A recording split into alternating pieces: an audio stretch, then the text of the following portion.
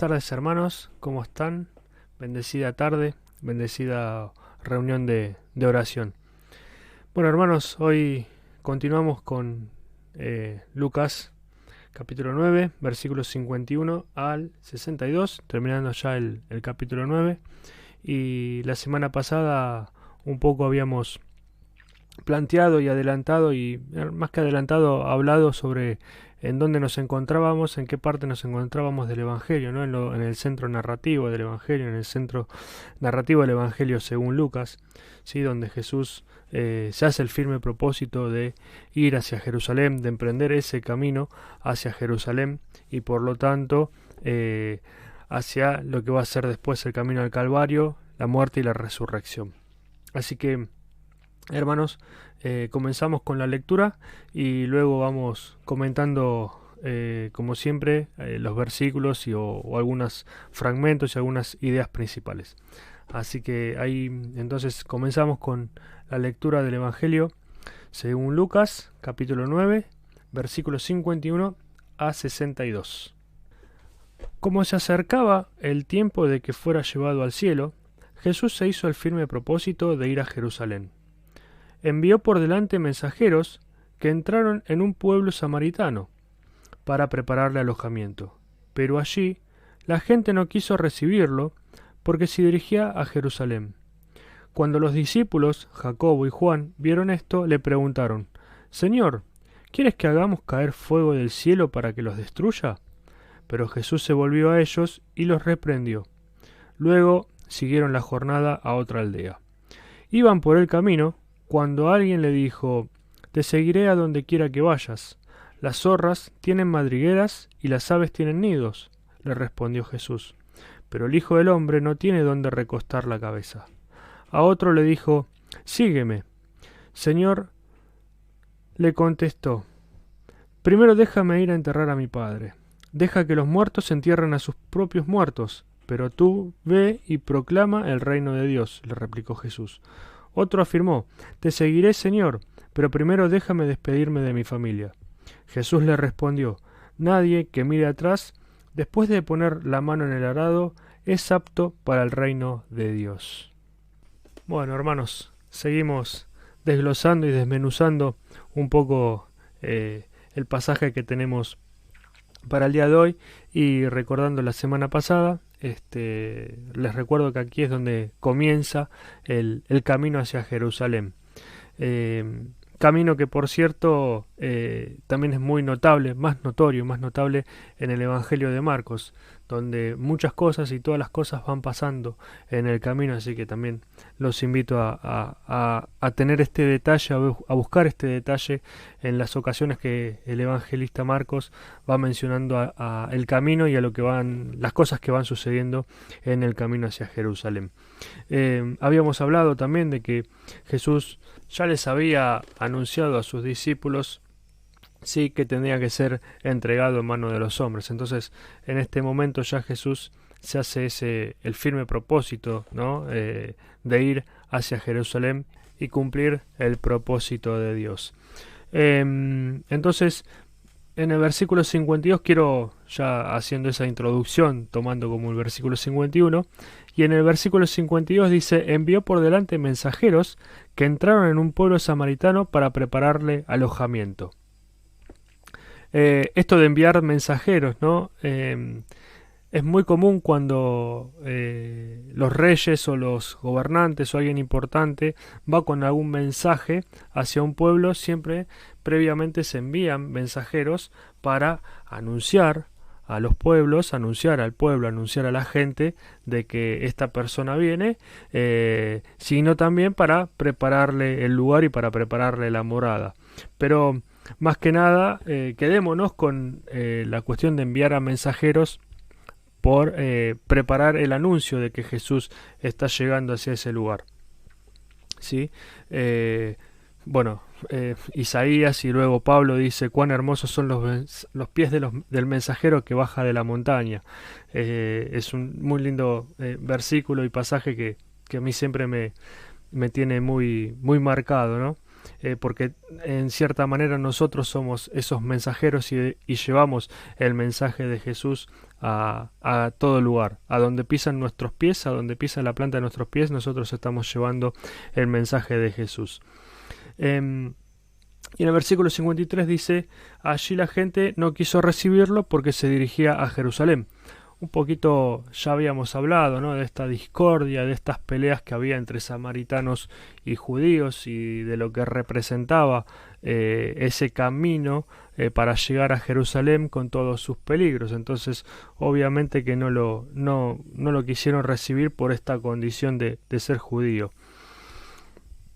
Versículo 54 nos dice, cuando los discípulos Jacobo y Juan vieron esto, le preguntaron, Señor, ¿quieres que hagamos caer fuego del cielo para que los destruya? Y acá es algo interesante, que también de la misma manera que pasa con Pedro, aparece la palabra o el vocativo Señor, ¿sí? De griego Kyries. De la misma manera cuando Pedro lo reconoce en la barca, ¿sí? Sino que los discípulos ya saben quién es Jesús y qué es lo que está por hacer.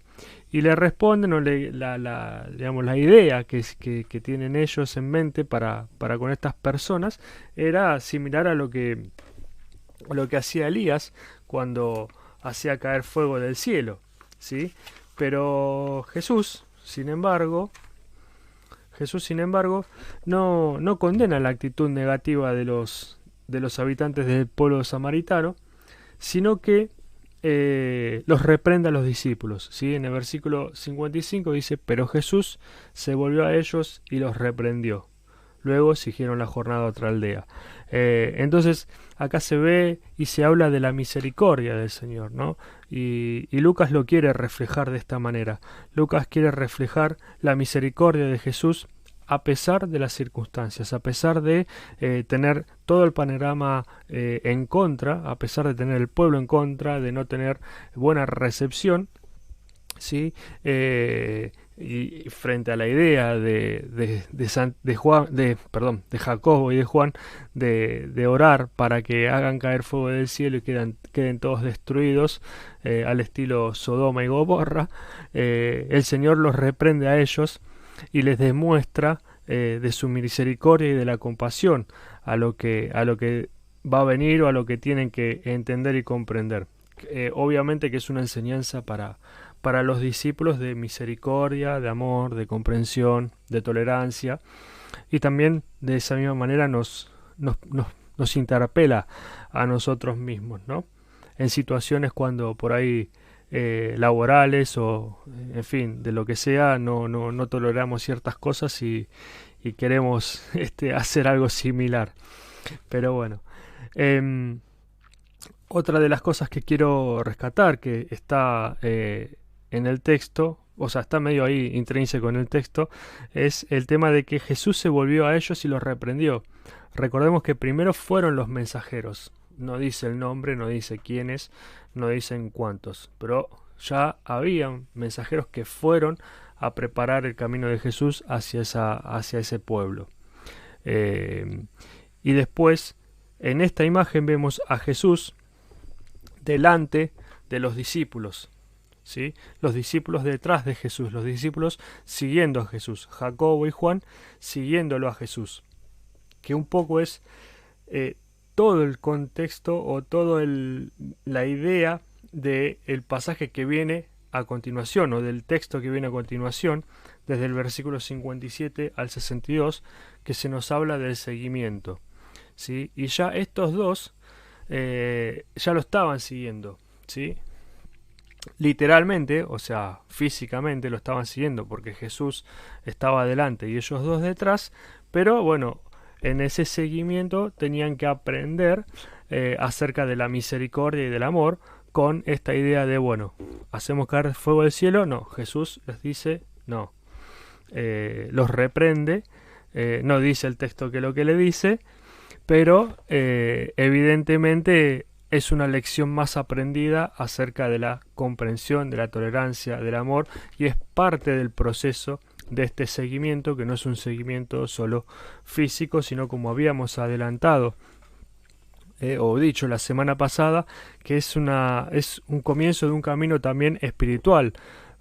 Lucas lo alarga en los días, en las semanas, respecto de Marcos y de Mateo, sino que también va añadiendo muchas cosas en el proceso de cada uno como discípulo, en el proceso espiritual de cada uno, en nuestra relación con el Señor de cada uno, ¿sí? Entonces, tenemos que tomarlo como una invitación al seguimiento y dentro del seguimiento a seguir aún aprendiendo más cosas, ¿sí?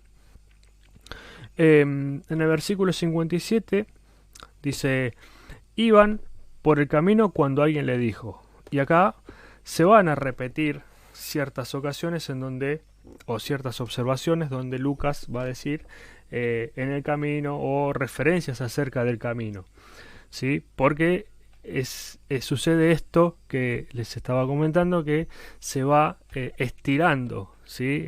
el tiempo. Entonces van a ir ocurriendo muchas cosas por el camino hasta Jerusalén. Y continúa, te seguiré a donde quiera que vayas. Las zorras tienen madrigueras y las aves tienen nidos, le respondió Jesús. Pero el Hijo del Hombre no tiene dónde recostar la cabeza. Y acá Jesús hace una analogía entre él, las zorras y las aves, para demostrarle a este nuevo discípulo, a este nuevo seguidor de Jesús, cómo es la vida o cómo es el camino que debe llevar de aquí en adelante, si es que ha decidido seguirlo. Y no solo seguirlo, como dije en el principio, de seguirlo de una forma física o literal, sino de poder ir dejando cosas, de poder ir teniendo este crecimiento espiritual. Y Jesús dice que las zorras tienen madrigueras y las aves tienen nidos, pero el Hijo del Hombre no tiene donde recostar la cabeza, ¿sí? Este tener tiene, valga la redundancia, tiene relación con aquello de que digamos, Jesús no tiene ese sustento o eso que le da apoyo y protección, como puede ser la madriguera y los nidos a las aves y a las zorras, ¿sí? O sea, ese lugar, ese hueco, esa casa, esa comodidad, esa tranquilidad de decir hogar, dulce hogar, por así decirlo, ¿no? En el camino de Jesús eso no está, porque él va a tener un camino itinerante que va a estar lleno de diferentes circunstancias y lleno de diversas situaciones en las cuales aún más tiene que ir dejando cosas, ¿sí? Entonces, lo que se nos invita con este tener, o con esto tener de tener ese lugar de comodidad, por así decirlo, zona de confort, es que tenemos que ir dejando esas zonas de confort para poder abrazarnos más a los pies de Jesús y ir dejando esas cosas que son de carga, de pesadez, que son de comodidad también, que nos resultan cosas cómodas. Entonces se trata de no tener todas estas cosas que nos hacen ir quedando atrás en el camino, ir dejando atrás, o tener una visión errada y equivocada del seguimiento de Jesús, para poder así ir creciendo espiritualmente. Y continúa en el versículo 59 con el famoso sígueme, ¿sí? Que Jesús le hace a aquellas personas que quieren seguirlos, aquella invitación que nos hace el Señor. Y dice, a otro le dijo, sígueme. Señor, le contestó, primero déjame ir a enterrar a mi padre. Deja que los muertos entierren a sus propios muertos, pero tú ve y proclama el reino de Dios, le replicó Jesús. Similar a lo anterior, también tiene que ver con dejar algo, ¿sí? En este caso se trata de dejar el hogar paterno, ¿sí? Cuando el Señor le dice sígueme, cuando hace la invitación, el hombre o el muchacho lo reconoce como Señor. Eso también lo quiero remarcar, ¿sí? Acá ya se empieza a reconocer a Jesús como Señor, de la misma manera que Pedro, que los discípulos, ¿sí? Dice, primero déjame enterrar a mi padre. Enterrar a mi padre también se puede considerar cuidarlo hasta la muerte, no precisamente de que esté en el funeral o en el momento del entierro, sino que tiene que ver con cuidarlo hasta el fallecimiento, cuidarlo hasta ser anciano. Y Jesús le responde: deja que los muertos entierren a sus propios muertos, pero tú ve y proclama el reino de Dios, le replicó Jesús. Y en este trabalenguas, pareciera, ¿sí?, de que los muertos entierren a sus propios muertos, podemos ver de que el hombre o este chico, bueno, no lo dice el evangelista, pero bueno, esta persona sí tenía la intención de seguirlo a Jesús, ¿sí? Pero la excusa que puso es: primero déjame ir a enterrar a mi padre, primero necesito quedarme con él hasta que fallezca, necesito cuidarlo, necesito estar con ellos porque es su sustento. Entonces Jesús le dice: deja que los muertos entierren a sus propios muertos. Y aquellos que son muertos, ¿sí?, o lo que podemos llegar a comprender, y algunos comentaristas nos guían en esto, que aquellos muertos son aquellas personas que están que llevan una vida mala, ¿sí?, una vida que no es agradable a los ojos de Dios, que no llevan una buena vida, entonces están muertos, ¿sí? O muchas veces nosotros también decimos de que estamos muertos y que Jesús nos da una nueva vida, que somos una nueva creación, ¿sí?, que tenemos un nuevo nacimiento, sí, que nos resucita de la situación de pecado, de muerte, ¿sí?, de angustia, de muerte espiritual, ¿sí?, entenderlo desde esa manera también. Entonces, con esto Jesús, ¿qué le está diciendo al chico o a la persona? Mira, hay otros que están muertos alrededor tuyo, hay otros que no llevan buena vida, entonces son ellos los que tienen que enterrar a tu papá, son ellos los que tienen que quedarse al cuidado de tu papá hasta el día de su muerte. Pero mientras tanto, anda y proclama el reino de Dios, ¿sí? Le da la libertad para que él vaya, que desligue la responsabilidad del cuidado de su padre en sus hermanos o en los otros que estén a su entorno, y que él vaya a predicar el evangelio, ¿sí? Porque él la voluntad la tiene, pero puso como excusa este motivo. Obviamente que es duro, muchas veces muchos versículos, ¿no?, nos parecen un poco duros para nuestra vida, porque no podemos entender cómo puede ser esta situación. Pero bueno, cada uno toma la decisión que tiene que tomar, y también confiando y con fe en el Señor de que está tomando la decisión correcta.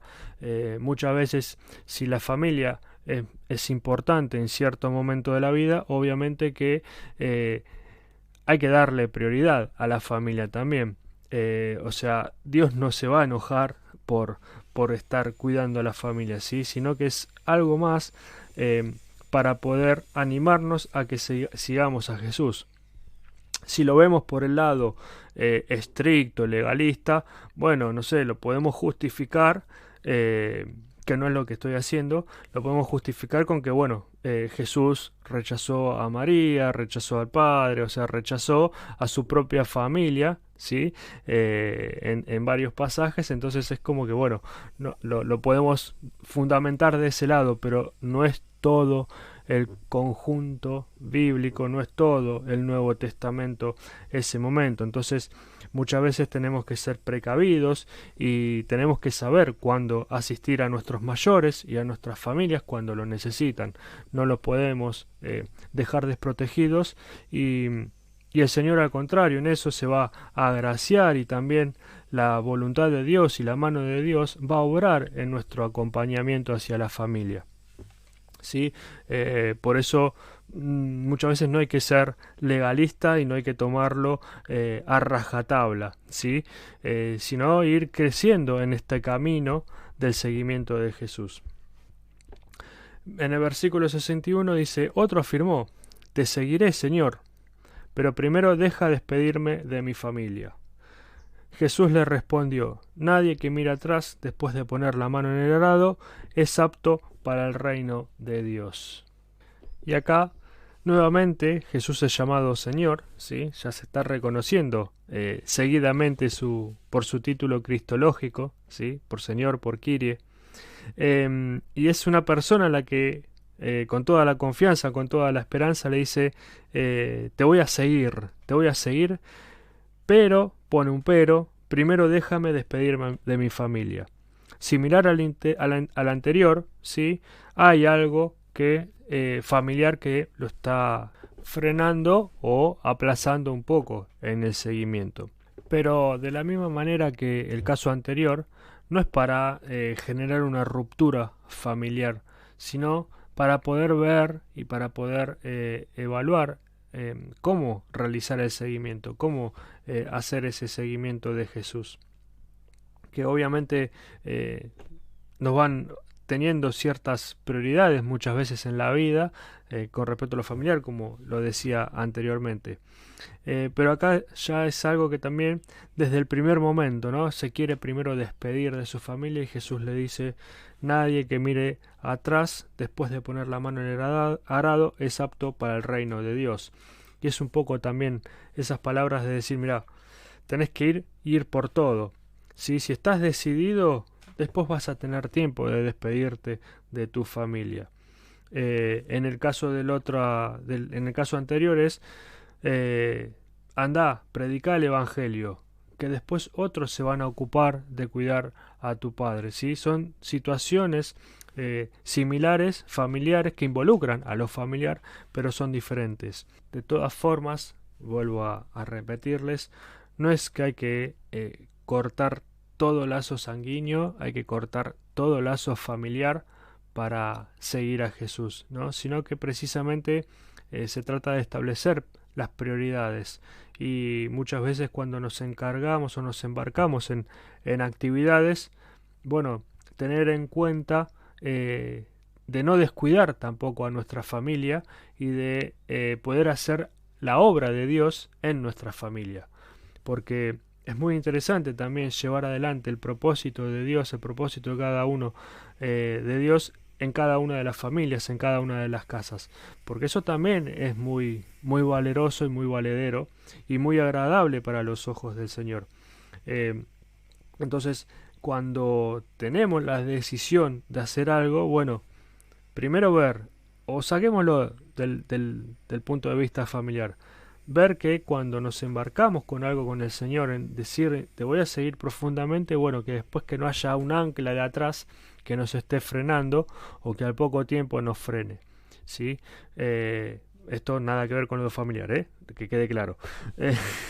Porque si no, si tomamos solamente este fragmento, quedaría muy sectario, ¿sí? Muy separatista. Y no es precisamente lo que el Señor quiere, lo que el Señor busca, sino que es que crezcamos en el seguimiento, que crezcamos en el camino espiritual, que crezcamos, ¿sí? Detrás de Él. Y reconociendo la misericordia, la compasión, el amor, la paciencia y tantas otras cosas que, que nos va dando y nos va dotando día a día. Así que esta última frase o este último versículo, nadie que mire atrás después de poner la mano en el arado es apto para el reino de Dios, es que una vez que estamos trabajando, y el arado así nos lleva, ¿no?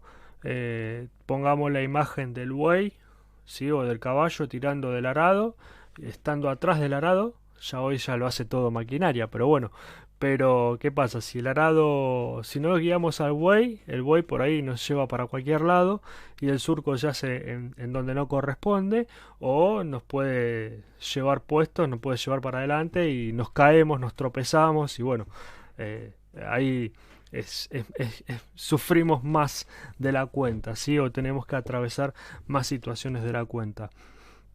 Entonces, una vez que tenemos la mirada en el arado, una vez que tenemos la mirada puesto los ojos en Jesús, la mirada ahí enfocada en el Señor, lo que venga después alrededor lo vamos a poder ir llevando mucho mejor, ¿sí? Y obviamente, sin mirar atrás es también sin mirar a la vida pasada, sin mirar a los pecados pasados, sin mirar a los deseos pasados, sin mirar a todas las cosas pasadas que no eran conforme la voluntad de Dios, que no eran agradables al corazón de Dios, que eso es lo que aún nos aplaza más y más que nada nos aleja aún más todavía del Señor. Entonces, tomemos a esto como una invitación al seguimiento, que de hecho, si lo vamos tomando desde el versículo 51 hacia el versículo 62, tenemos un común en el seguimiento. Desde lo físico de los dos discípulos que los seguían a Jesús por el camino, hasta todas las oportunidades en donde se menciona el verbo seguir, ¿sí? Desde el versículo 57 al 62, que son dos, ¿sí? Es la unión de todo este pasaje, ¿sí? Lo central de todo esto, que es el seguimiento y, como algunas Biblias titulan, lo que cuesta o lo difícil de seguir a Jesús. Así que, hermanos, quiero que nos animemos a poder seguir siguiendo, valga la redundancia, continuar siguiendo a Jesús, continuar tras los pasos de Jesús, tras las huellas de Jesús, ¿sí? Buscando y reconociendo y viendo todas las cosas que nos va enseñando, que también podamos ser de bendición en nuestros hogares, en nuestras familias, en el núcleo más cercano a nosotros, que no rompamos lazos, sino que precisamente seamos mensajeros de paz, ¿sí? Un poco recordando al pasaje del apóstol Pablo, que seamos mensajeros de paz, ¿sí? Que podamos ser pacificadores, que podamos llevar el Evangelio, que podamos no estar atados a nuestra vida pasada antes de conocer al Señor, y que podamos seguir siempre con las manos en el arado y siempre enfocados con la mirada firme en Jesús. Así que bueno, hermanos, muchas gracias, y ya la semana que viene comenzamos con el capítulo 10. Así que bueno, hermanos, muchas bendiciones.